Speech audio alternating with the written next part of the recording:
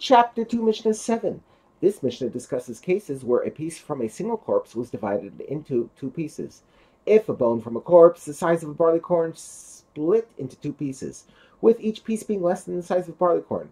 Rabbi Akiva rules the Tame, since the two parts of the bone combined are the size of a barley corn. But Rabbi Yochanan ben Nuri rules the Tahor because each piece of the bone is considered separately. Rabbi Yochanan ben Nuri brings a proof to his opinion. Rabbi Yochanan ben Nuri says the earlier sages did not say that bones, plural, the size of a barley corn transmit tuma, but rather that a bone, singular, the size of a barley corn transmits tuma.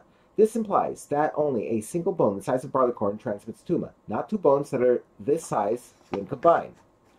We learned in Mishnah 1 that a quarter cup of bones transmits tuma even through Ohel. The Mishnah discusses whether bones broken into small pieces are subject to this law.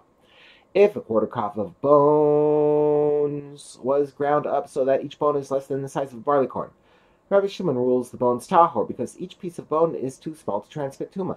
But the sages rule the bones tame. In their opinion, even very small pieces of bone that cannot transmit tuma by themselves are counted together for the quarter cup minimum. The Mishnah discusses a case where a limb from a living person split into two pieces. A limb from a living person that was split into two is tahor, because the limb of a living person transmits tuma only when its bone is complete. But Rabbi Yossi rules the limb tame because the limb was originally complete and was capable of transmitting tuma. Therefore, even after it's split, it can continue to transmit tuma.